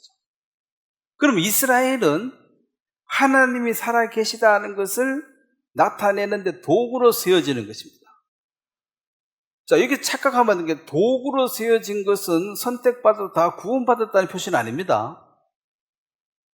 구원은 1대1로 거듭나서 받는 거지. 이스라엘 너희들은 다 구원이야 이렇게 할 수는 없는 것. 이스라엘도 예수님을 영접함으로 구원을 받는 것인데 하나님은 이스라엘이란 이 민족을 통해서 하나님이 살아 계시다, 하나님이 이 세상을 주관하고 있다, 다스리고 계시다는 것을 확실하게 증명하기 위해서 아브라함을 선택했다.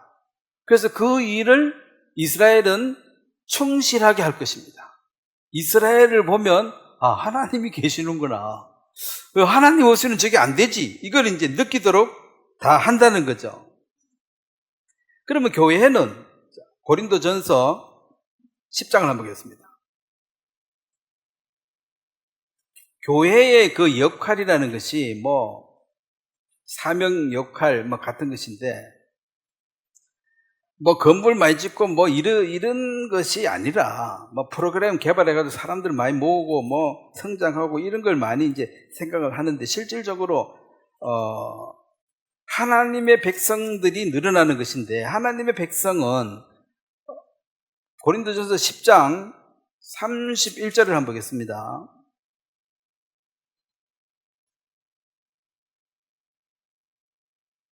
자, 한번 같이 한번 읽도록 하겠습니다. 시작. 그런즉 너희가 먹든지 마시든지 무엇을 하든지 다 하나님의 영광을 위하여 하라.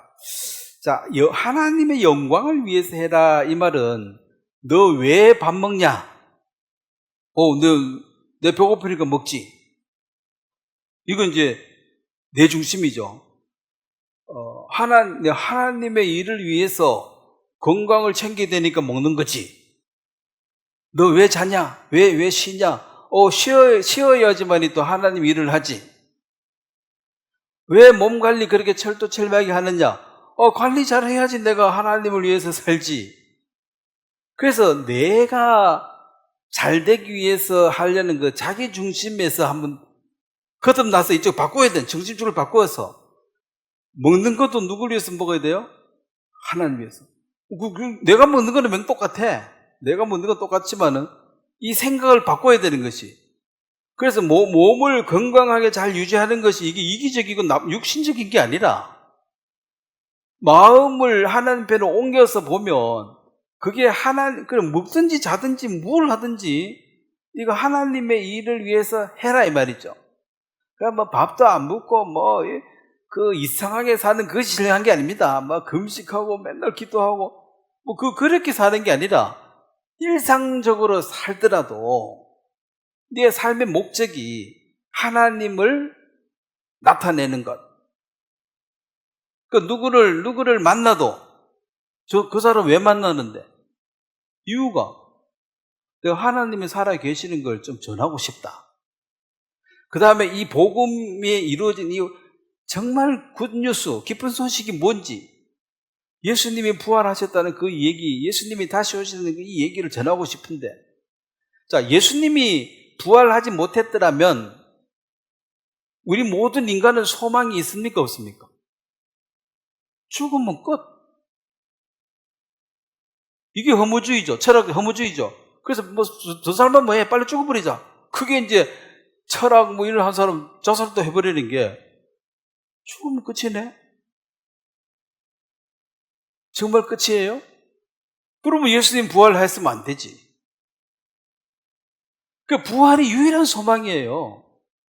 부활한 사람이 한 명도 없고 부활이 없으면 죽으면 끝인데 뭐 더 바라볼 게 없다는 거지. 그게 허무주의입니다.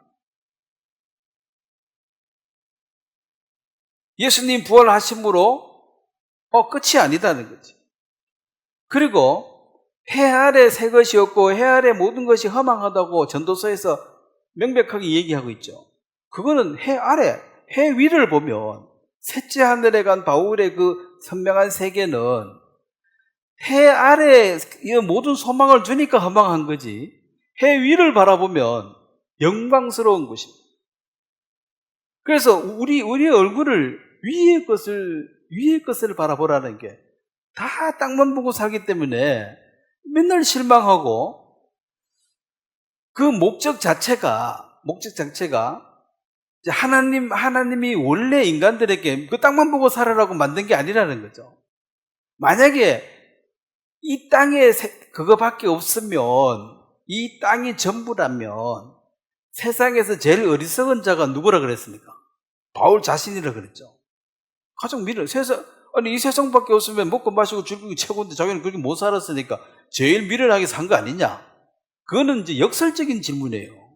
이 땅이 다가 아니기 때문에 나는 제일 잘 살았다. 나는 보람이 있고 나는 제일 훌륭하다. 그 말을 만약에 이 세상이 다라면 내가 제일 멍청한 놈이지 이 말인데 멍청한 게 아니고 세상에서 제일 지혜로운 선택을 한 삶이에요.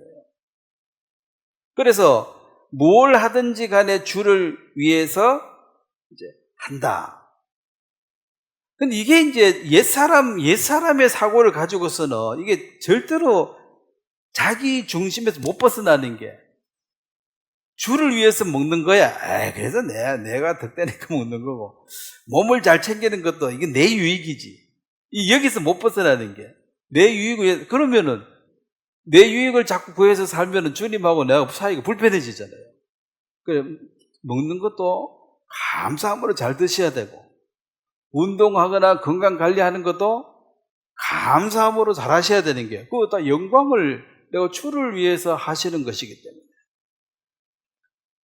범사에 감사하다 이런 얘기들도 그게 안 될 것 같은 얘기지만 주님은 바울은 그 말을 하면서 자기가 그 범사에 감사하고 살면서 범사에 감사하라 이 말이 맞지.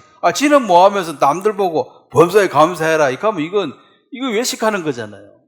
그 자기가 못한 걸 남한테 요구하면 안 되는 거죠. 그 자기는 감사하다는 거지 매일. 지난주 얘기했죠. 매일 아침에 눈 뜰 때마다 오늘도 로또 당첨됐다.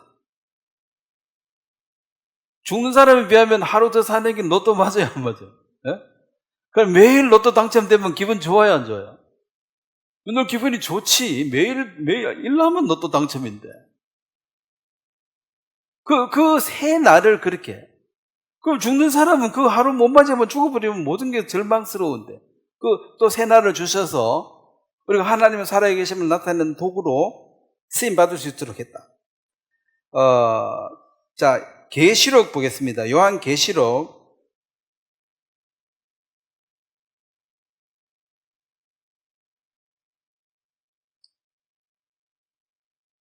요한 계시록 21장에 보면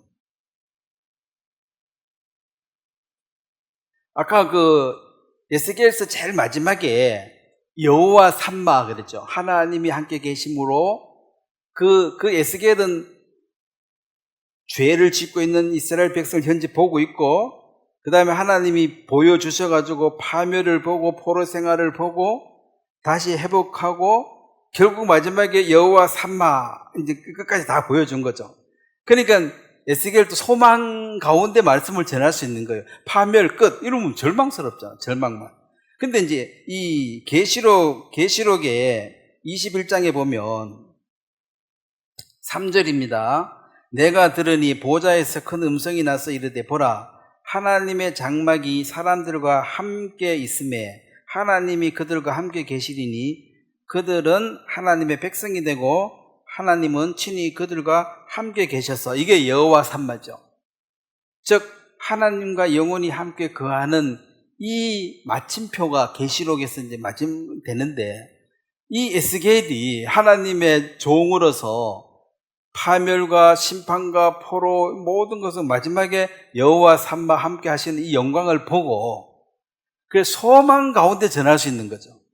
자, 오늘 우리에게 죄에 대해서 심판만 얘기해버리면 절망을 전하다가 죽어야 되잖아요. 절망. 근데 에레미야에게도 하나님이 새 언약을 내가 만들겠다. 이 에스겔에게도 내가 새 영을 주어서 그 영이 하나님을 섬기도록 할 것이다. 지금은 너희들이 못 섬기지만 섬기도록 할 것이라는 것을 약속받았기 때문에.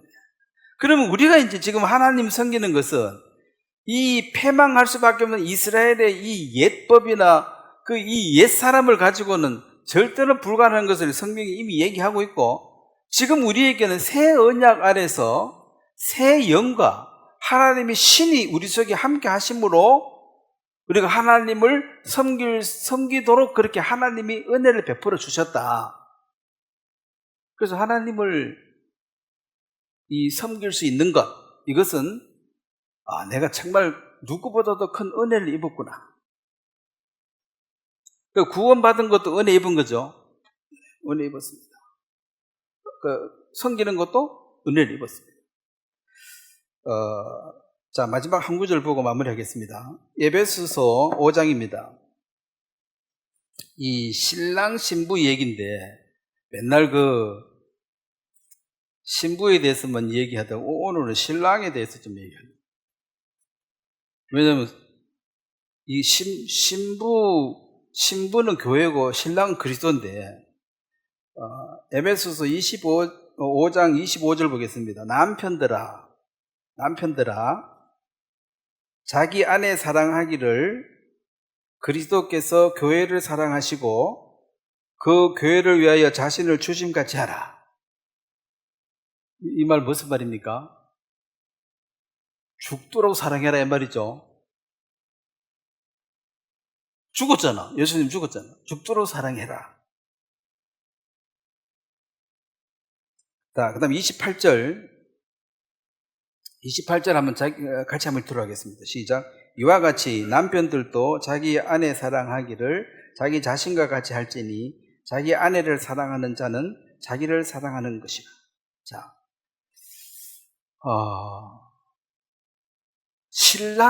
신랑이 이제 예수님인데 예수님이 교회를 이렇게 사랑을 했다. 그러면은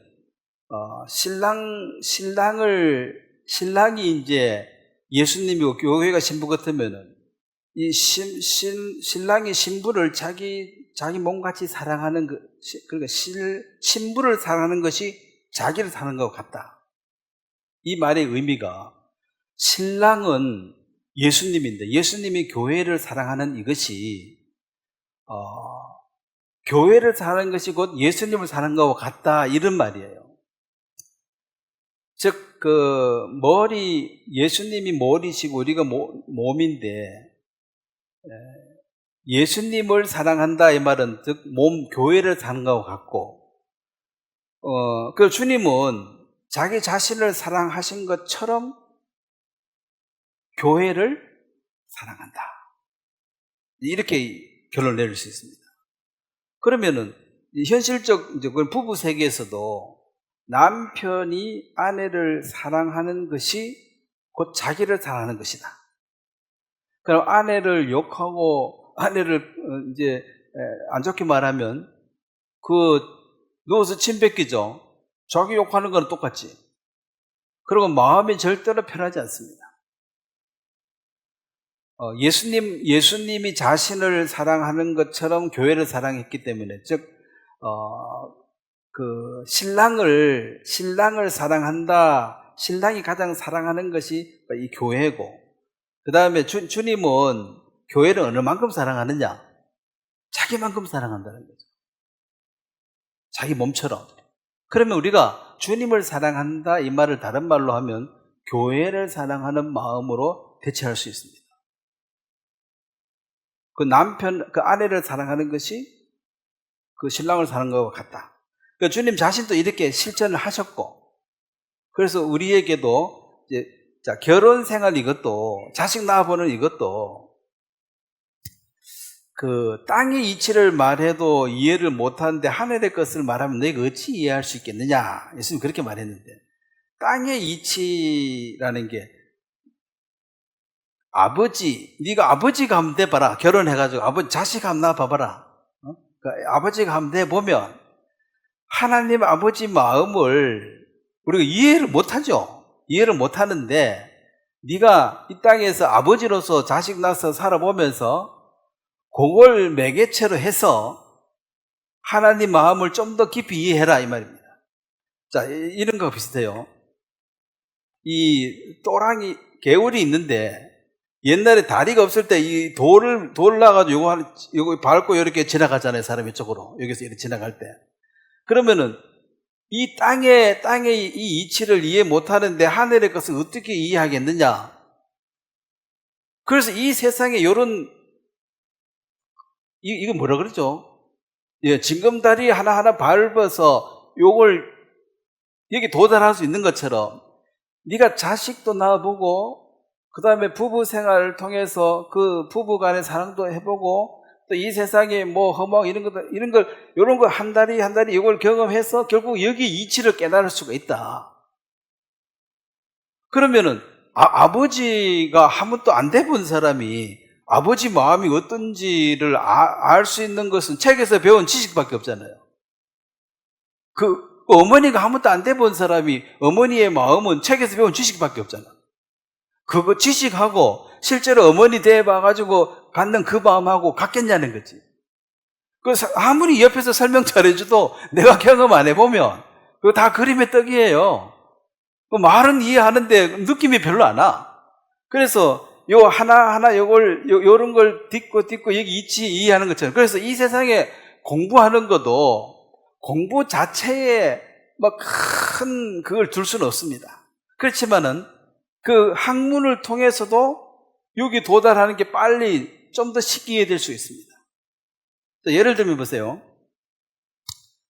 그 주님하고 우리의 결합은 물리적 결합이냐 화학적 결합이냐. 물리적 결합은 뭐고 화학적 결합은 뭐예요? 갑자기 물리화학이 고등학교에서 골치 아파서 하지도 않았는데, 자, 물리적 결합은 그 성질 그대로 나누고 둘이 붙어 있는 거예요. 그러니까 뭐 돌하고 나무하고 매놓으면 붙어 있겠지. 그렇지만 돌은 돌이고 나무는 나무고 여전히 그런 풀어보면 원위치대포잖아요. 근데 화학적 결합은 물은 H2O인 거 알죠? H2O. 그러면 그 수소 2개하고 산소 하나가 딱 묻히면 이게 물이 되는 거예요. 그러면은 저 물이 한 번 이렇게 요게 뭉쳐가지고 물이 딱 돼붙다. 요걸 화학적 결합을 해요. 그 다시 이렇게 돌아가기는 자연적으로는 불가능해요. 한 번 결합된 것은 나누어질 수가 없는 것이 화학적 결합이라 그래요. 자, 그러면 화학 물리 공부를 아예 안 해보면 화학적 결합의 의미와 물리적 의미를 몰라도 물론 뭐 하나님 마음을 깨달을 수 있지만 이런 것이 약간의 도움은 된다는 거죠. 학문도. 그러니까 천문학도 열심히 공부해보면 그 하나님이 만든 이 작품, 하나님의 세계가 얼마나 큰지를 알다 보면 교만한 인간이 작아져요. 야, 인간은 아무것도 아니네. 진짜 먼지 같다 한 말이 맞네. 하나님의 세계를 아는 것만큼 내가 작아져. 근데 세상에서 이제 제일 무서운 사람이 책 한 권밖에 안 본 사람이거든. 이 사람은 이 세상에 책이 한 권밖에 없는 줄 알아가지고 한 권 다 알리니까 자기는 다 아는 줄 알아요. 골치 아파. 다 아니까 더 이상 배울 생각이 없잖아. 그래서 요런 이 징검다리 하나하나 걸친 요런 과정을 통해서 여기에 이치를 깨달아 가는 것이, 그건 자, 아내를 사랑하는 것이 나의 즐거움이 되는 건 맞죠? 아내를 욕하고 핍박하고 괴롭히면 내가 괴롭습니까? 즐겁습니까? 괴롭지. 그 괴로운 짓을 왜 합니까? 그건 미친 마음이라고 하는 거지. 알면서 자꾸 하니까. 그걸 이제 자기를 사랑한 것 같다. 이게 주님의 마음도, 즉, 신랑이 신부를 그렇게 사랑하는 그것이 곧 나를 사랑하는 것이다. 그러면은 나는 예수님은 좋은데 교회 생활은 싫어. 이게 좀 이치 안 맞다는 거죠. 나는 혼자 살 거야. 독고다이라 그러죠. 나 혼자 내 마음대로 살 거야. 이 연합하고 이런 거 싫어. 그래서 혼자 돌아다니는 사람도 많습니다, 지금. 구원받았다 하는데 어느 교회 가느냐? 그건 필요 없다 이거지. 어느 부서에서 섬기느냐? 뭘 섬겨? 난 내 마음대로 사는데. 그래서 신랑만 좋아하고 신부는 싫다는 거예요. 근데 그 신부를 좋아하는 게 신랑을 좋아하는 것이라 그 영적 의미를 본다면, 즉 교회를 소중하게 여기고 섬기는 이것이, 여기서는 이어와가지고 섬긴다고 내가 덕 보는 게 없잖아요. 섬길수록 덕 봐요, 손해봐요. 세상적으로 보면 손해보지. 그 손해보는 일을 왜 매주 하냐는 거죠. 그리고 그게 이제 주님의 사랑을 그 신부에게 한다는 거지. 그리고 그것을 동일치할 수 있는 그 마음을 주셨다는 거죠. 아, 교회가 소중하구나. 즉 교회란 말은 이 건물이 아닙니다. 형제 자매가 소중하다는 거죠. 소중하고 그들을 섬기는 것이 나의 기쁨이 되고, 야, 이게 이제 몸을 사랑하는 것이 머리를 사랑하는 것이고 신부를 사랑하는 것이 나를 사랑하는 것이다. 그렇게 이제 연결할 수 있어서 결혼 생활도 그 부모가 돼보는 그 모든 것들도 여기 도달하는데 징검다리로 그 책 보는 것도 공부하는 것도 가만히 노는 것보다는 뭐라도 하는 게 좋습니다. 자꾸 가까워져요. 훨씬 좀 더 선명하게 이해할 수 있고 좀 더 깊이 이해할 수 있습니다.